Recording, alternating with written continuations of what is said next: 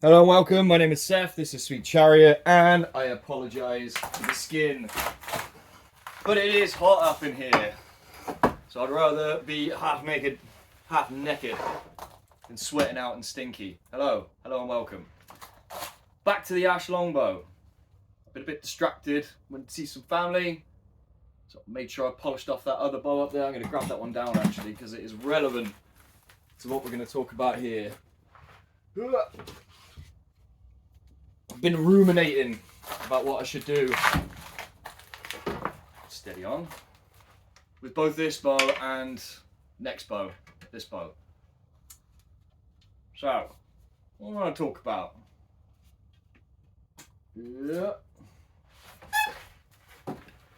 Firstly, I've been sat here just removing a bit more material to get it down to a nice thin stave. So I marked around a half an inch all the way down, tip to limb. Get rid of that, and then we will mark another taper in this piece of wood that we got left. So yeah, first things first, get both of these limbs slimmed down and looking like a workable blank stave. I also made some other decisions with this one based on this little wiggle here. I don't know if you can see it. It's just a small distortion in the grain, just a little wave here. I don't know how that's going to behave. I haven't worked on ash before. But I can assume that if I was to leave that in the same thickness, that a hinge would be created there. This is what I assume.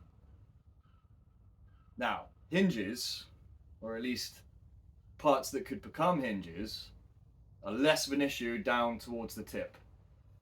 If I was to take this whole stave, use the whole thing, and mark the middle, this little wiggle in the grain is going to be in an area that is much more bendy, which I'm asking to bend more than the rest of it.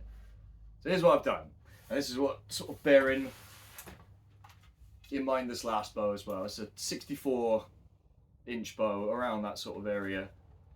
Different nocks and recurves sort of create different braces and length strings. But what I want to do is create an ash version of these bows that I've done already, effectively.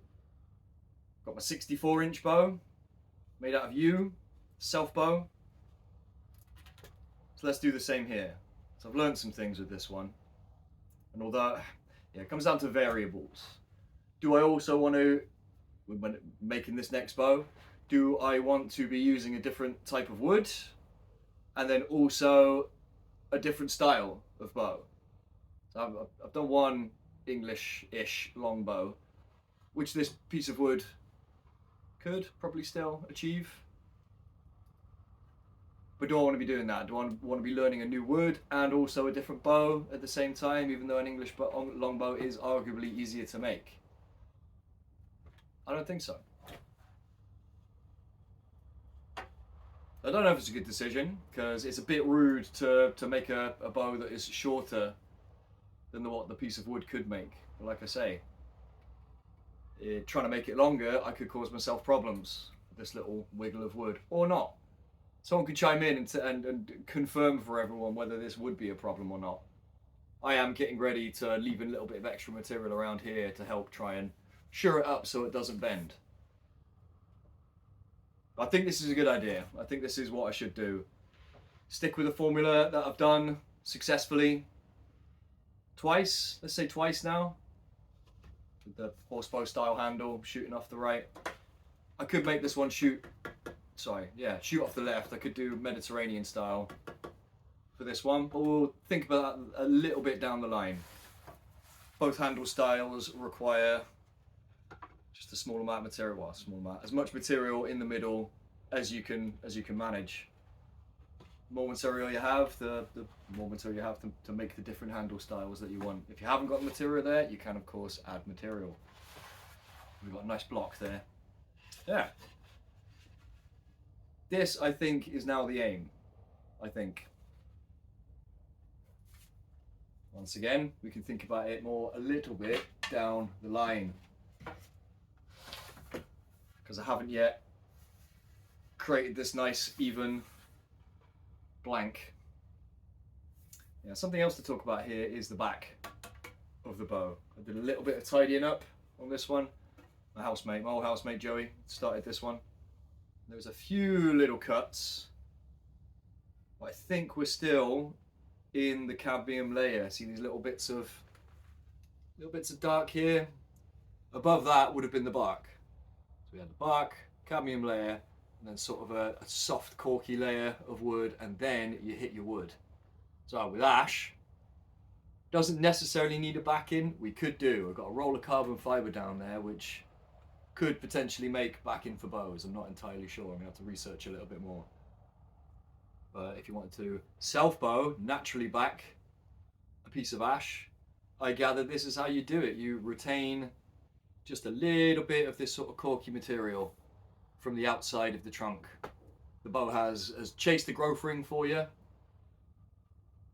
so you can just clean it off, and well, nice and carefully clean it off, and those fibres that run down the back of the bow should be okay, as long as they're not violated. We'll see. I think we're okay.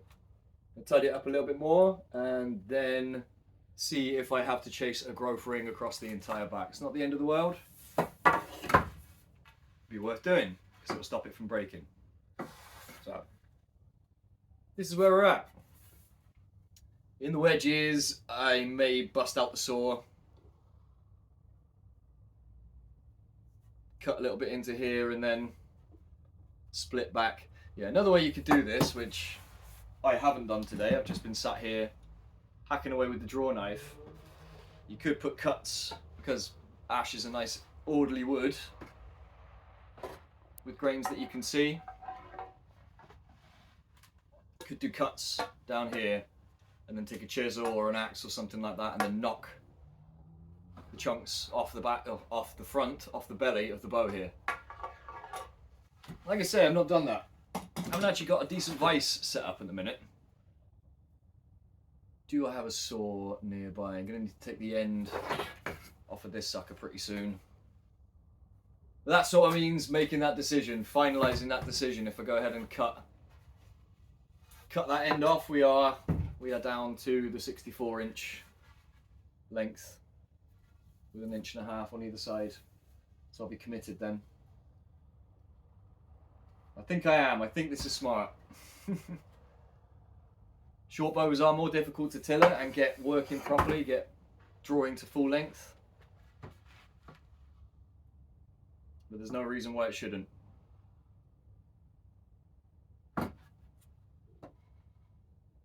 Right, let's do a little bit of cutting. I'll have a think about it. Just keep on tidying the area up.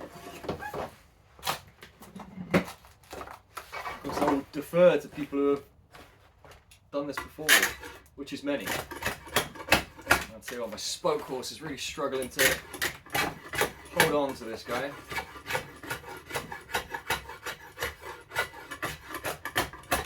I hope everyone is well.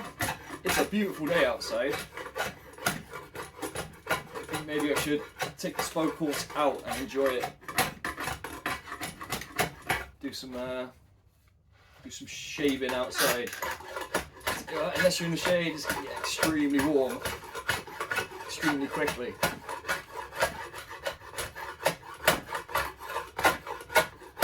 And just like with you or any bow wood at this sort of stage, you can quite quickly cause yourself problems. If you go ahead and rip out a chunk that you didn't want to rip out.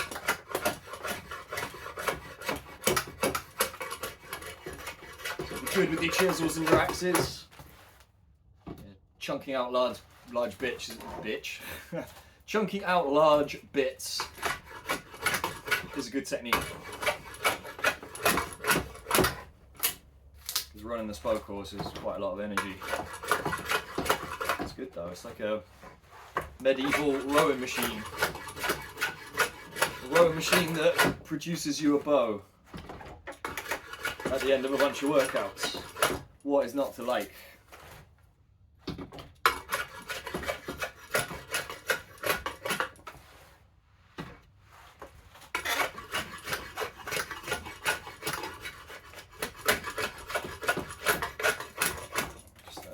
block on the end here gives you an idea of where I started from.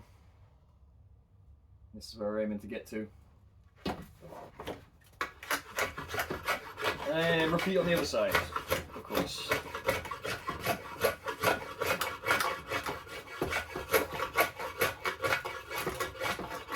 An English longbow is definitely on the agenda. A proper English longbow. I had someone comment and say it was nice to see people using you to try bows that weren't English longbows, and I appreciated that. It's sort of exactly what I was after. To make a longbow, you need, or a proper English longbow, especially a war bow, you need an extremely long, stout piece of wood. And we do have some in the form of these big branches here. Yeah, there is potentially a bow piece in these ones, but they are going to be an absolute nightmare to release. That's probably why I've been procrastinating on that a little bit. Now I've got some nice bits of hazel as well. And of course there is the Iumi question as well. Yeah, I made a couple of really cool Iumis, and then through trying to make them better, or trying to figure out how I could make them better, I managed to break both of them. Very disappointed with myself. That's when I shifted the horse bow style back to a symmetrical style bow. Made a really cool one of those and broke that one as well. Yeah, once again, through trying to reshape it, squeeze more speed out of there, probably without fully understanding what tiller needed to happen. That is more or less how we've ended up here. Less dramatic shape on a thin piece of wood. But through it all, I like to think I've learned some things. Learned some things about wood curing, the capability of the wood as well.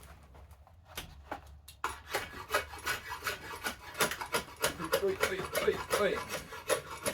of course, experience is just the name we give to our mistakes. And it's an incredibly apt way to look at it in bow making. You have to sort of go ahead and do it and see what happens. And you have to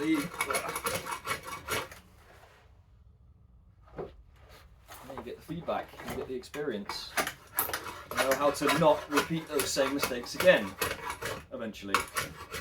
And of course, you're dancing with what you know, what the wood tries to do to you.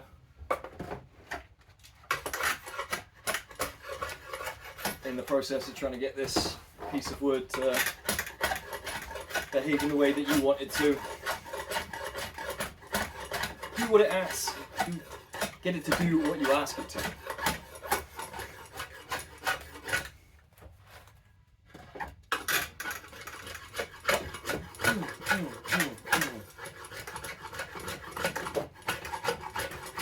Be careful, don't go too thin on the tip here.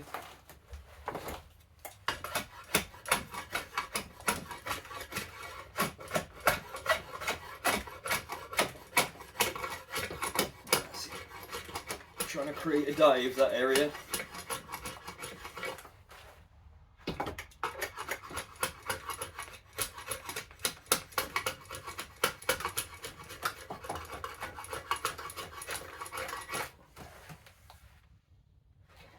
Very strangely shaped.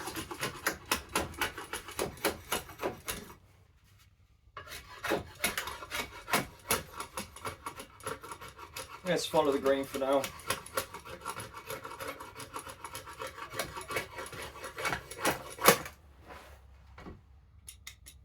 Bit of rattle in my draw knife here. I'll have to redo the handle at some point. Give it some nice ash handles, right?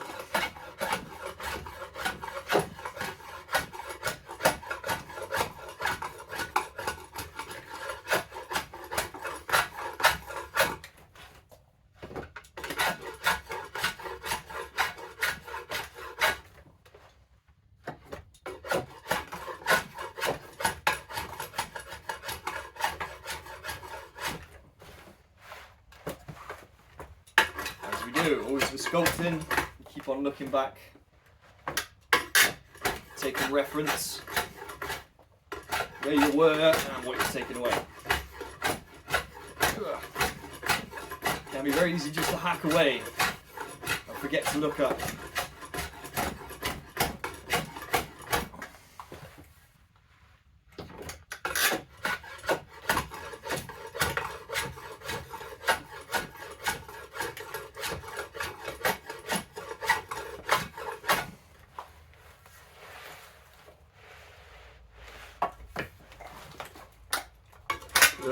Okay. So here's a point on the bow making with the spoke course here where it struggles to stay put. Of course, if you're working down from the wedge, it's less of a problem. If you're up here trying to cut into the wedge, the bow tries to slip away.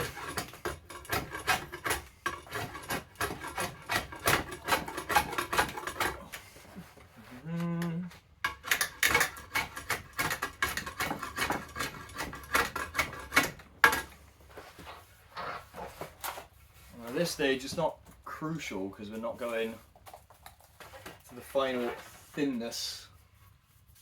We do want to keep an eye on the back here and just make sure we're following that same plane.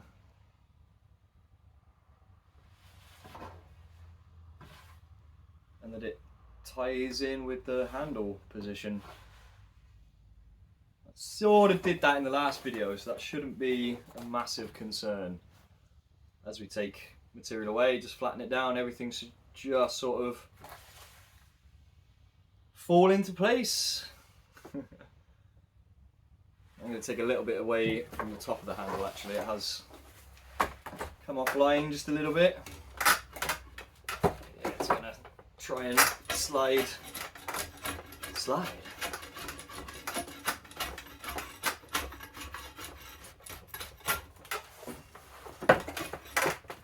Get in there please.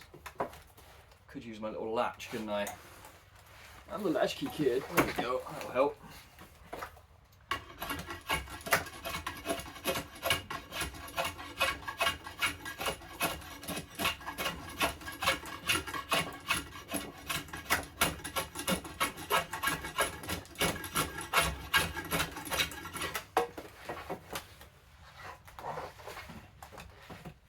Bit better. One more little run like that, I think.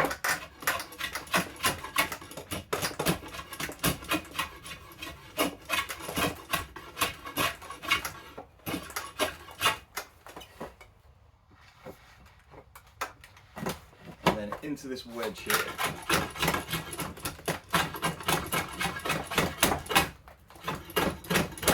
This ash has got awfully tough.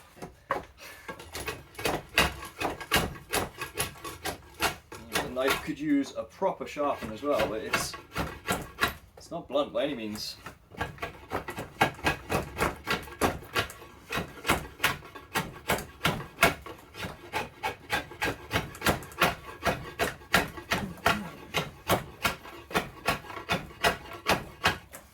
We have got several varieties of ash in this country. Is it the Manna? Manna ash might be the most common. I can't remember.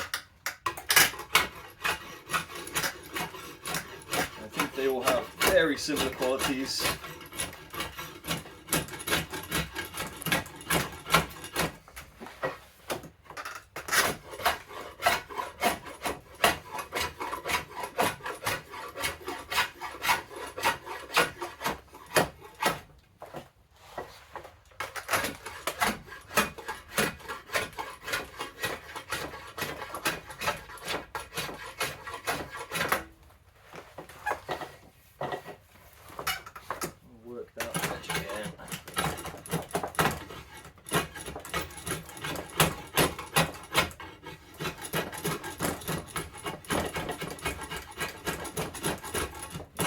Area pretty tricky to cut with the draw knife. Other carving knives and curved draw knives might be a better shout. Of course, you're not going with the grain or into the grain, you're going across, down through the grain. which is a tough cut, yeah, and if you were to come at it this way, you'd start ripping up the layers that make up the handle. This is why I'm considering a saw for this area. Do myself some favours. Save a small amount of energy, or quite a large amount of energy. Looking there again.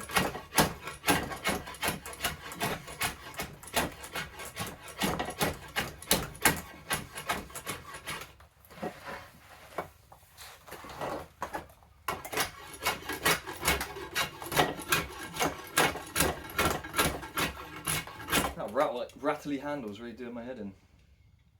It's the cap just there. About to get some glue in there or something.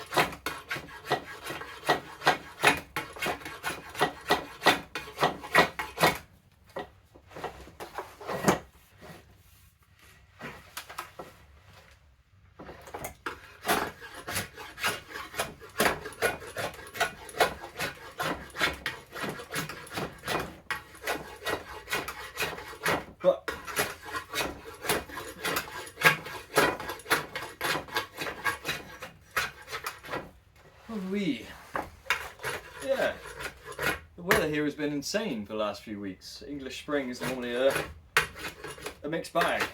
It has been cold from time to time, but it's like 20 degrees. I know that's not hot to some people, it is to us. Especially this time of year.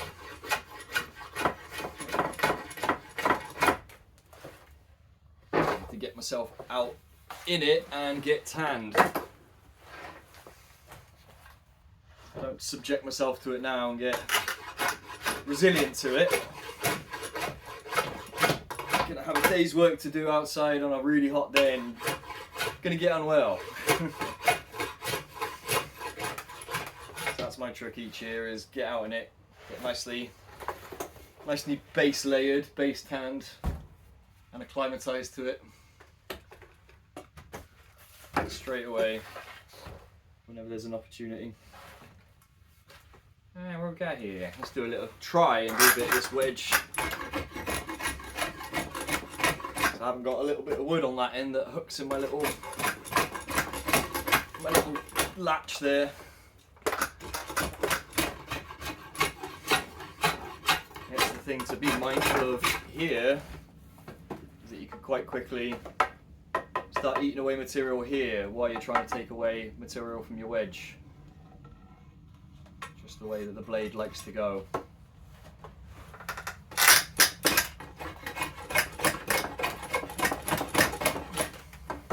Slipping around like this is really annoying.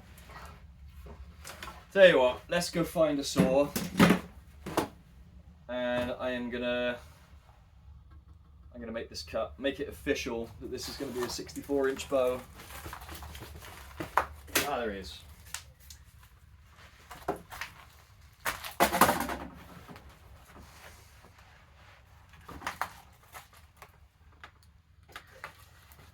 Less of a crime on an ash stave, I would argue. It's a lot more common than yew is. So if you had, a nice long yew stave, you should make your yew bow as long as your yew stave can allow. I'm gravitating towards the 64-inch because I have a couple of 64-inch-ish strings, or strings for 64-inch bows.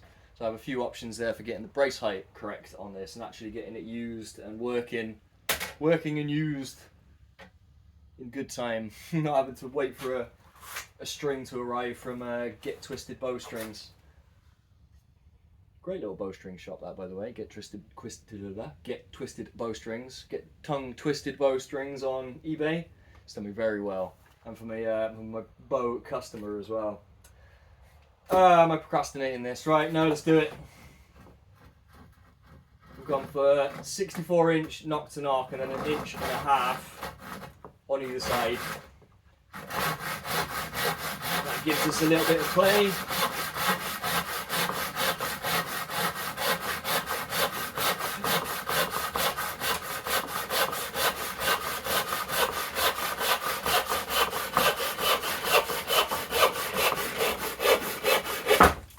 Marvellous. Go in handy somewhere. Make some tip overlays with that.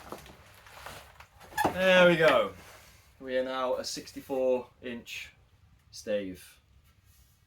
Now the trick here is going to be to bring the limbs as far back as possible. Give us a whole bunch of working limb.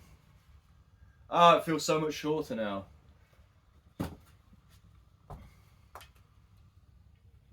There we go.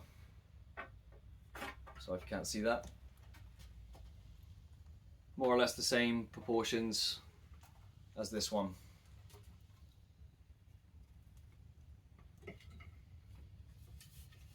Yeah, I think I'm gonna put some more shape into this one. Take a bit of time to make some actual forms and add more reflex in the tips here, starting from down here. I think it works. It's already a really nice working bow. Loads of draw and not the heaviest poundage either. Solid bits of wood I've managed to create. So I think I can do it. I think it's worth a try. And yes, I am trying to make bows to sell them. At the same time, I'm also trying to learn how to make bows well, make bows better. And I hope I didn't just make it difficult for myself by making this one short. We shall see. Yes, this is the deal. Just a little bit closer. Bit by bit. Chunk by chunk. Cup of tea by cup of tea. It does wear you out. The spoke horse really messes me up. Makes me really hungry and thirsty, funnily enough. Yeah, there we go. I'm starting to be able to see the final shape of the handle there. Some limb straightening that we might need to do. There's that, back to that original issue that the limb can only be as thick as the narrowest part of the stave that we managed to achieve. So we shall see how wide it ends up. I'd like it to be as wide as possible. The other ones have been just a little bit skinny. So even if it's a mil or two, this was going to be a little bit wider. Hopefully a bit more powerful. You go there.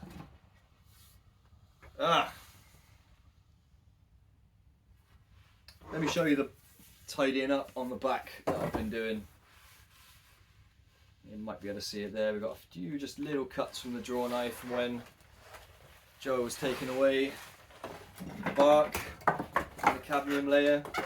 You want to take the bark off good and quick because it's an avenue for insects. Insects love ash bark. So if you leave it on there, you'll find they'll get underneath it and they will start eating your wood. Which ain't great.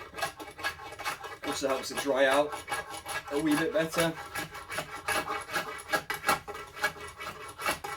Those sorts of things is wood dependent. You want to be really clued up on the piece of wood that you're, the species of wood that you're working with.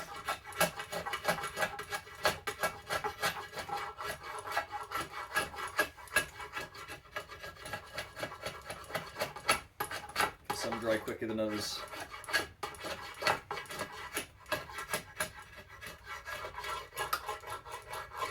Yeah, real nice and gentle on the back.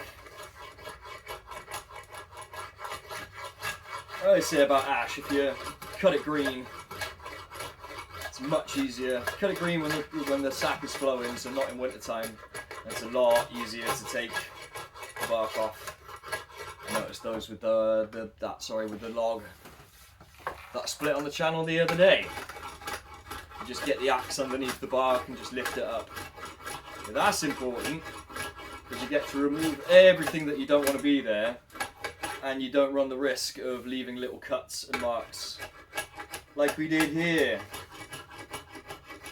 So what I'm going to have to do is tidy all these little chops off and then see exactly how much of the first ring of wood. Yeah, see, I think that's gone through all the layers there and into the first layer of wood. That little one spot here.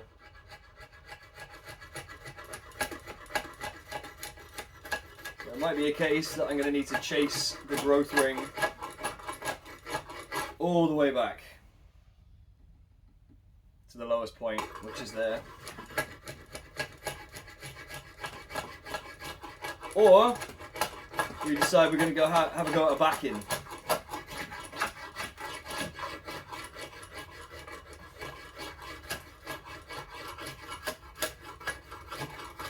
So I'd probably say that carbon fibre it's not really in tune with the traditional nature of the channel. Something like hide might be a little bit more appropriate, but we've got it. It was discarded, it was going in landfill. And the amount of materials open to the modern forager is vast.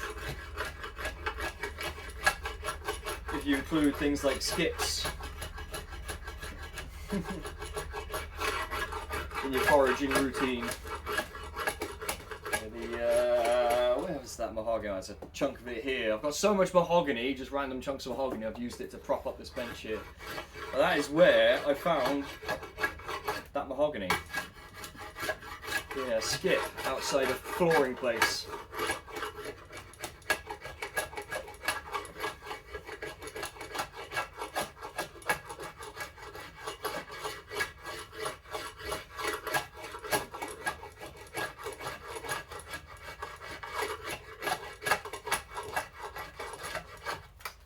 Tiny bit of the cadmium layer left here.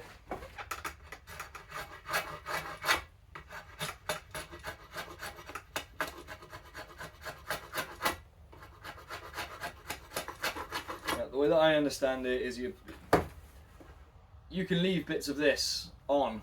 It demonstrates that you haven't cut through into the first layer of wood. But if you leave too many of these bits on, so too larger bits of this on, as you use the bow and they dry out, they will flake off and they will ruin the finish that you may have put on there. Wax and dyes and the like. It can leave a very nice and useful camouflage sort of pattern.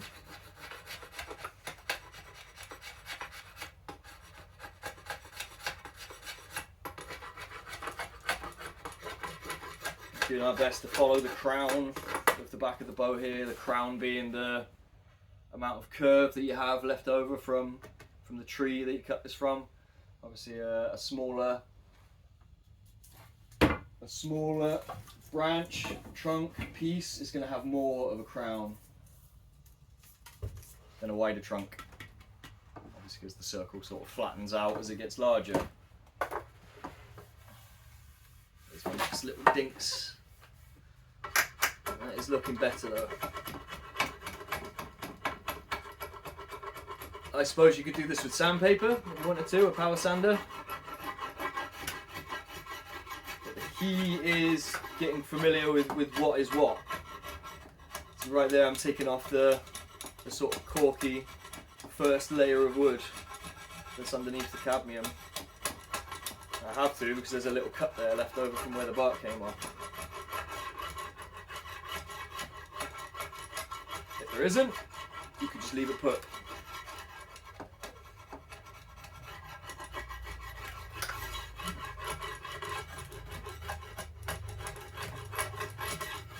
All this is regurgitated knowledge. I have not worked. Well, I I sort of did one. I did a faux ash bow. I had a good idea that wood wasn't cured yet, but it wasn't a great piece of wood.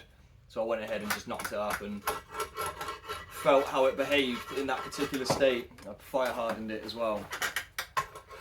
It's a nice way of trying that out. If you go ahead and make a real nice bow and then you fire harden for the first time,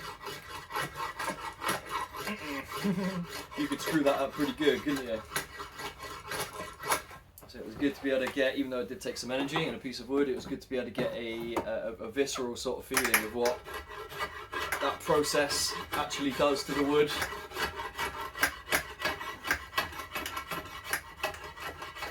It made it stiffer.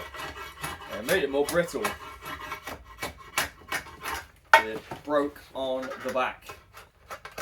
Not on the bit that I had fire hardened. Oh, excuse me, trying to work my stomach there.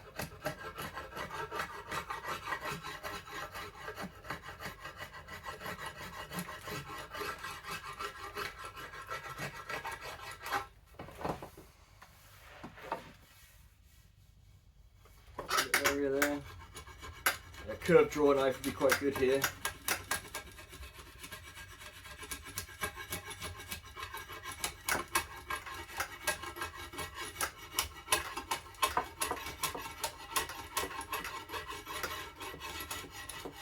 And onto the handle.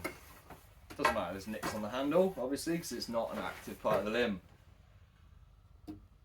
We are taking shape, are we not? Here and here next. I think I might bust out some different tools to do that a bit. I'll tell you what, we'll skinny this limb down just a little bit and then we'll call it for this video, I think. Gotta go check on the dog and make sure she's still lying in the shade.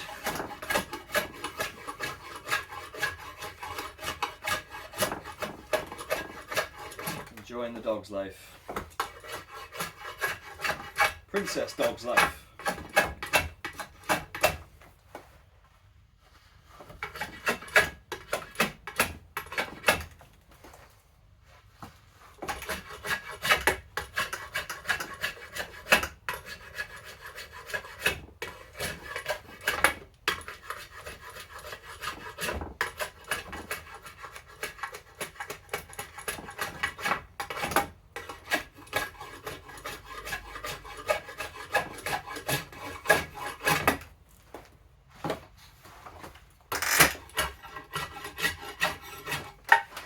Slippery.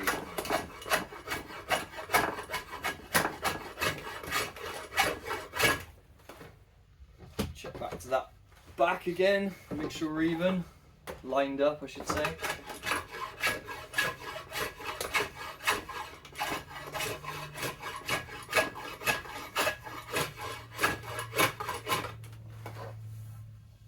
Once again we've got a, I won't call it perfect, but a really nice tidy limb, and then one with an issue. Definitely not as bad as what you might find on, let's say, a piece of yew. That's not a great piece of yew. It can still potentially make a bow, but it's whether you're willing to put the energy into it. We're not talking about yew today, we are focusing on ash.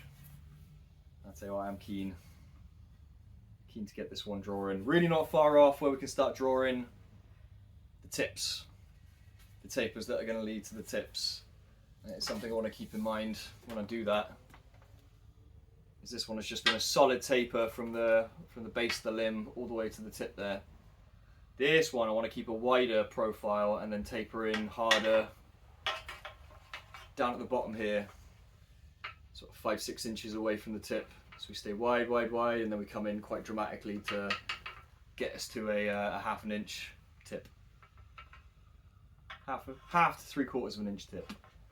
Depends how brave you're feeling, how well you've backed them up, overlaid them. Yeah, there we go. Let's stop waffling. Marvellous. Thanks again, everyone. I hope I haven't offended you with my nipples. I'm going to go get some tan. And I'll see you in the next one. This one looking a bit skinnier. Much love, everyone. Take it steady.